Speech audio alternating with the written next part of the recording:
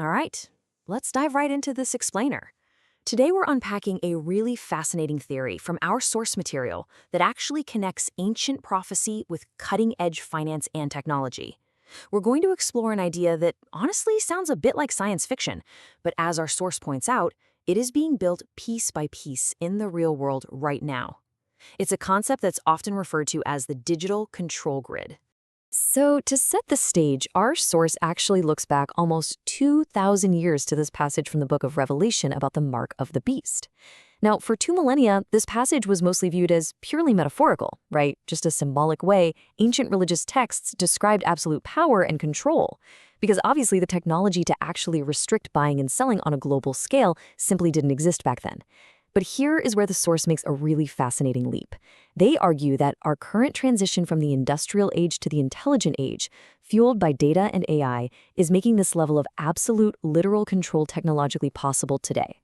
To understand this massive and frankly slightly conspiratorial theory impartially, we are going to break it down using the source's exact framework. We'll look at the overall digital control grid and then its three foundational pillars: programmable money, digital identity, and surveillance hardware. And finally, we'll get into the financial catalyst that's supposedly driving this whole thing. Okay, let's start with Section 1, the digital control grid.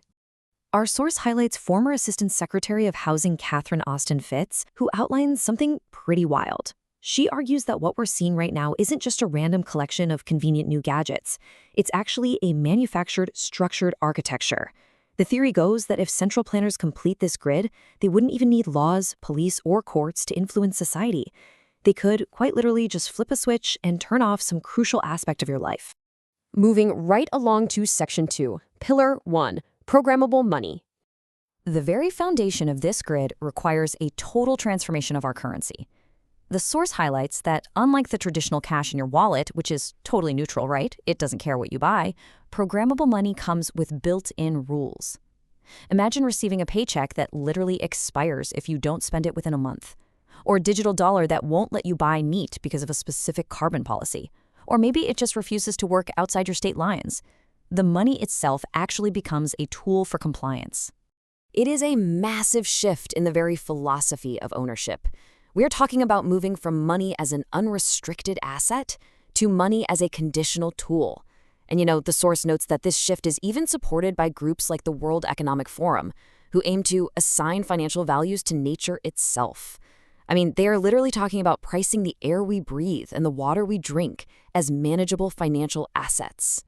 Now, the crucial point here is that the legal infrastructure to make this a reality is already being put into place. Take legislation like the Genius Act of 2025, for example. By regulating stablecoins and routing them through a U.S. Treasury pipe with super strict know-your-customer rules, the groundwork is laid to seamlessly integrate digital dollars with social credit systems.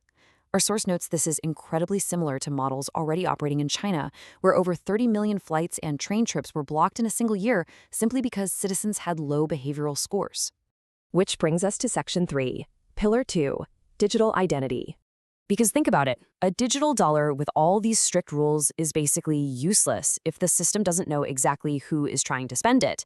And that raises a genuinely great question from our source. In a world completely flooded with AI and deepfakes, how do you actually prove you are a human being? The source points out that you couldn't just force a global ID on everyone. People would absolutely vote against it. But if you make it the only convenient way to navigate an internet overrun with AI chatbots, well, people are going to line up for it. Enter OpenAI CEO Sam Altman. His project, World ID, uses a literal silver sphere called the Orb to scan your iris and generate a proof of human biometric signature. But here's the wild catch. You are linking your irreplaceable biometric data, something you can never ever change, unlike a password, to a private company whose privacy policies could easily change under future laws or political pressures. 18 million. That is the staggering number of people who have already voluntarily traded their biometric signature for a World ID. And why? Well, mostly just to conveniently use platforms like Tinder, DocuSign, and Zoom. It seems people will happily trade their irreplaceable eye scan just to get a date. But in doing so, the theory argues, they are building the exact database required for the second pillar of this control grid. All right, let's look at Section 4, Pillar 3, surveillance hardware. A digital grid isn't just code in the cloud. It requires massive, real-world physical infrastructure to actually monitor all this compliance. Right now, there's this massive arms race for energy and AI infrastructure, and the source theorizes this isn't just to make our chatbots type faster. It's for spatial control. We are talking about managing the absolutely incomprehensible amount of data required to track millions of people in real time.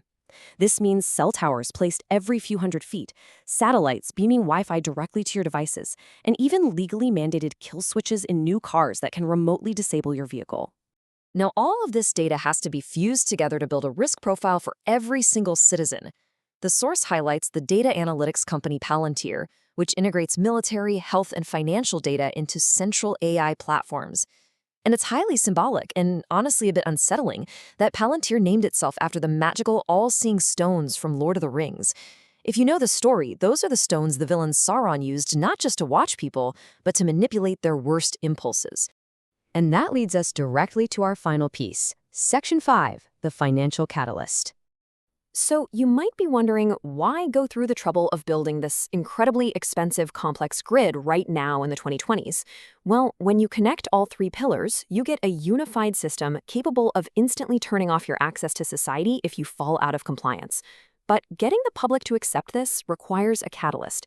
Just like how the pandemic accelerated digital health certificates practically overnight, the source argues another major crisis, like a supply chain shock or a war, is needed to push this grid into its final place.